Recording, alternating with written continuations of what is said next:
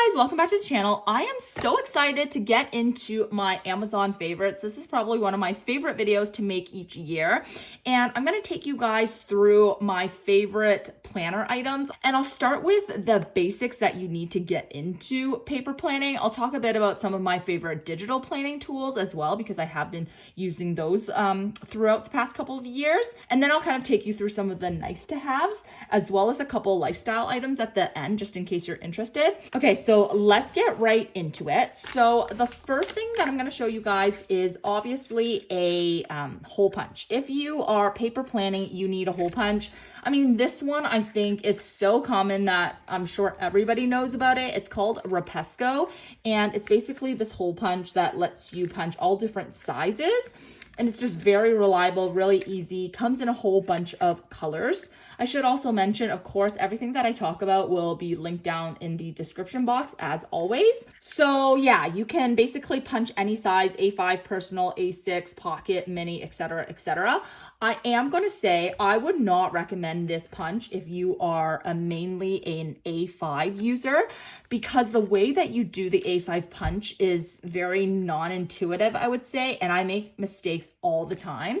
For me, when I'm an A5, and I'm not an A5 very often, in the few times that I've tried it, the easiest way to punch A5 size is just to use one of those like single hole punch. I know it's annoying that you have to punch like 6 times, but it's honestly just like the easiest fail-proof way to do it instead of trying these things, messing it up, and then having to reprint your inserts. So yeah, if you're not using A5, this is amazing. I'm mostly in personal and it's perfect. I love it. If you are an A5, I will also link that single hole punch for you down below, and it's just, trust me, just go with the single punch, okay? I have not seen an A5 punch that works that well, to be honest. So the next thing is this corner rounder. And again, it's the Katamaru. I don't know how to pronounce this. Katamaru Pro. And a lot of you guys have probably seen this, heard about it if you are in the planner community. But it's just like a really reliable corner rounder. And there's large, medium, small. I'll just show you. I typically use medium.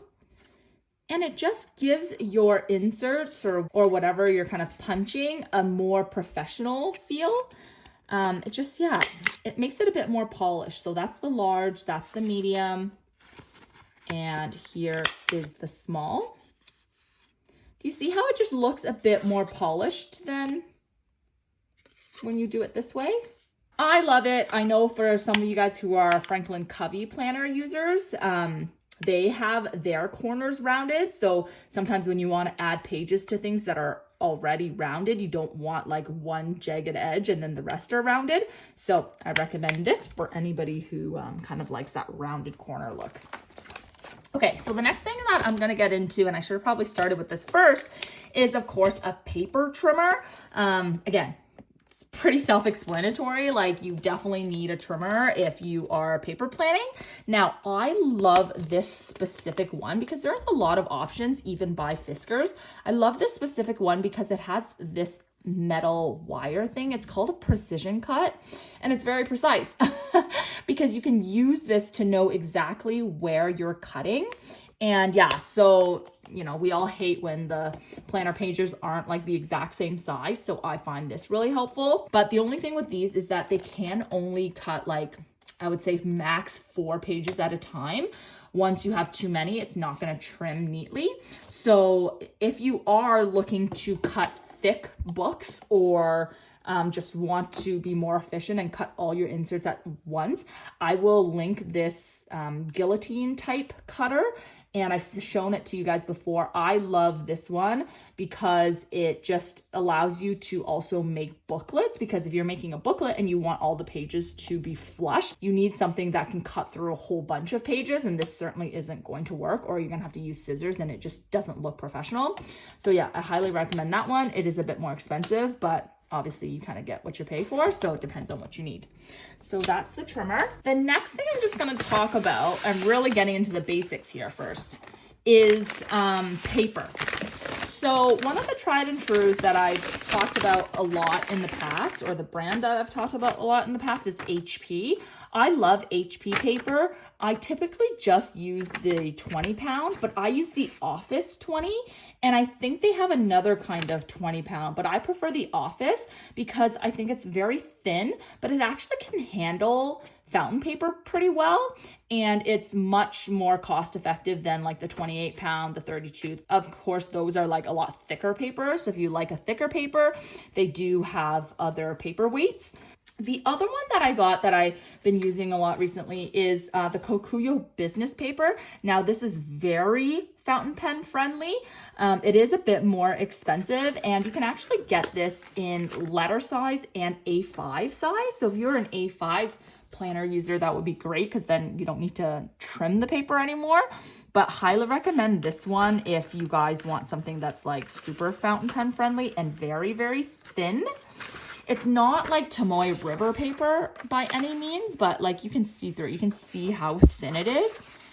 Has a little bit of that crinkly feel, but again, it's not Tomoe River paper, so don't, expect that, but it's really, really good quality paper. So highly recommend that one as well. So then, if we want to talk about planners, the Holborn, I have a whole video unboxing and setting this up and talking about how much I love it. I'll link it up here and down below in the description. But this is by far my favorite planner. Yeah, I love it. I love how streamlined it is. Like, it's not bulky, even though it's, a personal size, because it's, kind of slim. It has the 20, I think these are 23 millimeter rings, I want to say, which is a decent size. And the clasp here is kind of long, so you can actually fit both personal or FCC inserts in here. Yeah, it's just my favorite. And the leather, I find a lot of the newer models of the Filofax planners, and when I say newer models, I just mean like the ones that have been made now or in more recent years, the quality of the leather is just not as good. But the leather quality on this Holborn is just, it's very scrumptious. They call it deluxe leather, so I don't know if that's why. But yeah, like this leather is just way nicer than, for example, like the newer Maldens. So highly recommend this. And it's a bit cheaper. I find it a lot cheaper actually on Amazon versus the Filofax website. And so that's why I'm including it in this Amazon haul. So that's that one. They also have the pocket size, which I want to get at some point. It's just, yeah, I love this. I cannot emphasize it enough that I love this planner. Now, if you want a more cost-effective option, or if you want just something to be able to store your backup inserts, this is a great option. It's just like a PVC type cover. And yeah, I don't know, it's pretty straightforward. It has a clasp. That is a really good option. Okay, now I'm going to show you a couple covers for digital planners out there. I have been kind of mixing digital with paper, back and forth, you know the drill, over the past couple of years. So I do have a couple faves from when I'm digital planning. So the first thing I'll just show you is this cover. This is a Moterm B6 zipper cover. I'm sure you guys have seen this on Instagram and people talking about it, but it fits the iPad Mini 6 perfectly, even with the Apple Pencil on the side. So I'll just show you like this. I'll zip it up. It's perfect, right? If you get the A5, it's, there's a bit too much space. It's a lot bigger. So I highly recommend the B6. And of course, if you aren't a digital planner, you can use this cover as well, just for a B6 planner. I'm just going to put one in here for you. And there's quite a bit more room with a B6 like paper planner. But yeah, it fits perfectly for digital planners, protects your iPad, and I don't know, I love it. I love it. And along with this case is this ESR case, and it's a clear cover, but what it has is this, what is this? This little thing that jets out. It's supposed to be a stand, I guess, but instead of using it as a stand, you can slip it into the back here, and then your iPad will not fall out, and that's perfect. So that's a great option to get with this. Now, what I have on here instead is I have my just a regular Apple case. And I really like this because it's just really simple, but it gives the added protection because sometimes I do carry it like this without the leather cover. So that's why I don't have this on here, but I know a lot of people like that one. Now, I'm gonna show you something.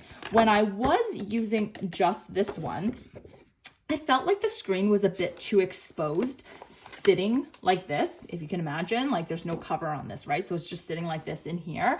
And if you have cards or like, you know, people sometimes put paper clips, I would worry that my screen would get scratched. So I got this magnetic cover. And what's cool about this, it's not actually a cover. It's a magnetic paper feel.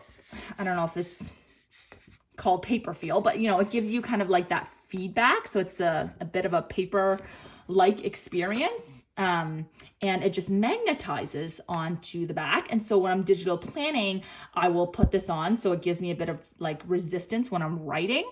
But when I'm using my device as more of an entertainment device, I can still slip it off and it doesn't have that, you know, grainy texture over it. It's still the really nice Apple screen and I didn't want to lose that. So this is a great option. Yeah, so I really, really love that. I use that every day when I'm digital planning, of course. And then another cover option that's great for anyone who's using a bigger iPad is this Magic Keyboard kind of alternative by ESR. And I actually prefer it over the Magic Keyboard. So I have this is for my 11-inch iPad Pro. I love it because it has this little cover thing for your Apple Pencil. So it never feels like your Apple Pencil is going to fall anywhere, right? Whereas the Magic Keyboard, it doesn't have that. So I don't know, I just wouldn't feel comfortable having my Apple Pencil just attached to the side. And yeah, it looks like this. It works really well. I mean, it's not the smart connector connection. This is a Bluetooth connection, but I find it quite quick and I never have like a huge delay or anything where I'm like sitting there waiting for it. So I don't know, I find that it's perfect. Okay, the next thing that I'm gonna show you is my new favorite photo printer. So this is the Canon Selfie. I previously would use the HP Sprocket, and I don't know, I just found like the HP Sprocket is great for printing the little sticker photos, and I really did like that. But if you want to print like actual quality photos, like you're looking for quality over like the cuteness of the little sticker, I highly recommend this printer. It basically prints on 4x6 photo pages that you slip in the bottom. It connects to your phone. You can make different designs, you know, do passport type photos and then cut them out if you want. So I just find this a lot more efficient and effective, even if you want those smaller pages, like, you know, the HP Sprocket zinc papers are like $1 a page, I think. $1 for one of those little sticker pages. It's so expensive. So instead, I just print like 8 photos on one of these papers and then cut them up and you can stick them in your planners. But yeah, I really love this if you guys are looking for some sort of photo printing thing for memory planning and whatnot. Okay, then I'm gonna get to some pen type items. So the first thing I'll show you is the TWSBI Eco. For those of you guys who are trying to get into fountain pens like I am, I'm really quite a beginner. I really love the TWSBI Eco. I've done a lot of research on what's the best fountain pen to get, and a lot of people point to the TWSBI Eco.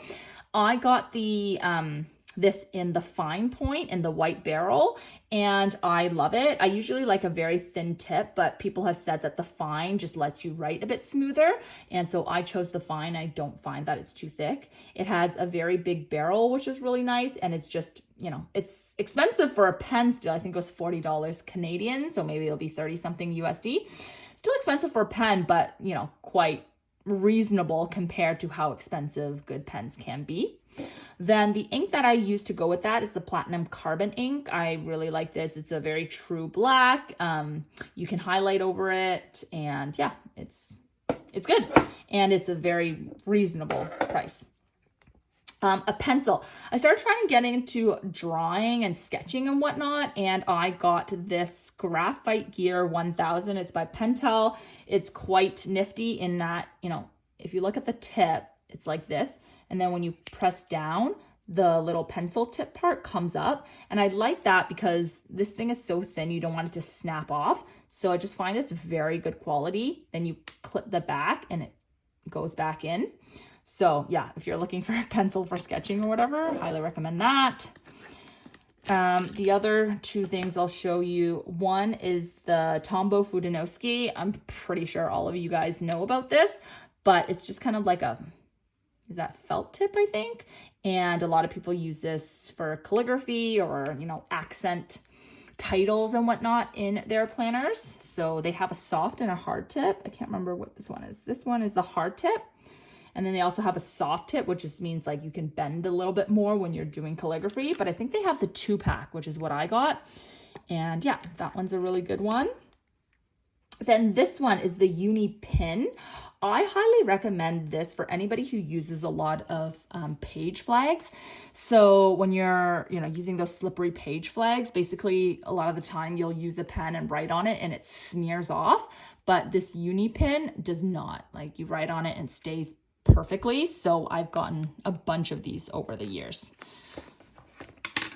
I think that's it. I think, oh, one other option I just wanted to show you, or a couple other options, I guess. I really like, for a very, very affordable pen, the Platinum Preppy in the fine tip. This is really affordable. I think it's like less than $10 USD. Highly recommend this. Very smooth. I have many like versions of it. Like this one is also a Platinum Preppy, just in a different barrel, and so is this one.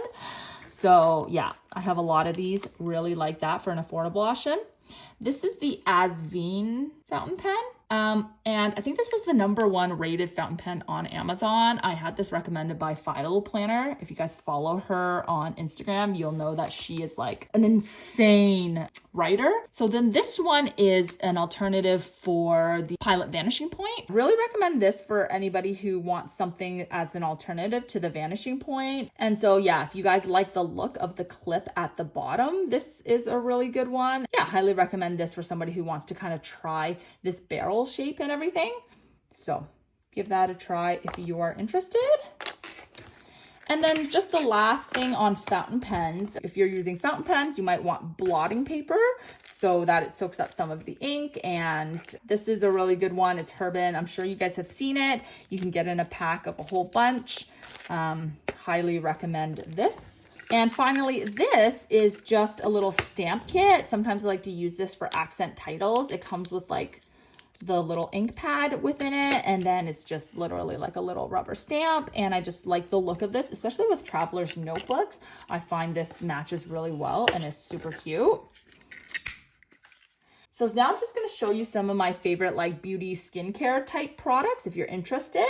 Okay, so let's start with kind of a couple like skincare type things. This is, what is this called? Poo Kanyol. I don't know, it's a Korean brand, but this is a balm, a cleansing balm. So I don't know if you guys have heard of the 2-step cleaning process, but basically you use a balm first to break down all of your makeup, and you rub it in your hands, you put it on your eyes or whatever, especially like if you wear a lot of eye makeup or foundation, you want to break all of that makeup off first. I don't know about you guys, but when I just use one cleanser, it certainly does not come off well.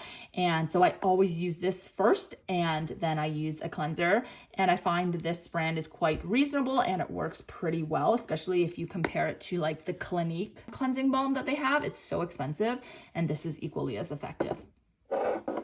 Next thing with skincare is the moisturizer that I use. You definitely don't need a super expensive moisturizer. If you look at the ingredients, a lot of them are very similar. So like a La Mer that's cost like, I don't know, a couple $100 for a little bottle.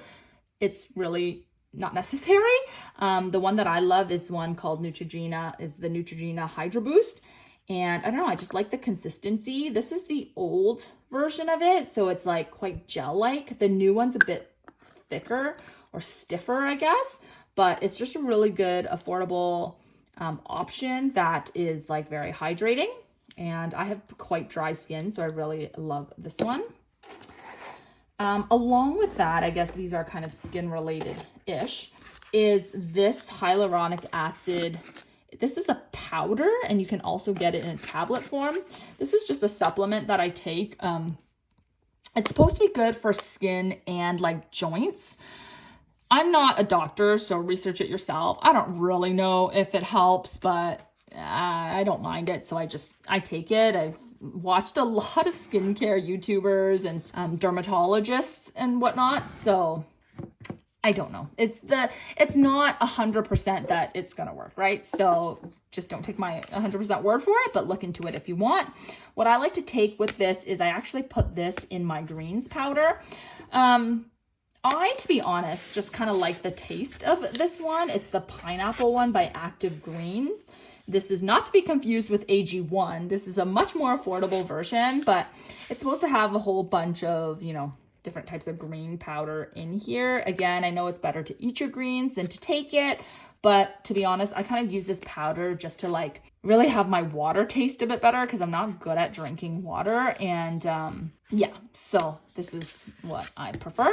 Okay, one more supplement is marine collagen. Again, one of those things, it's not 100% proven like retinol that it's going to be doing wonders for your skin. But I think it is supposed to help with like joints and things as well.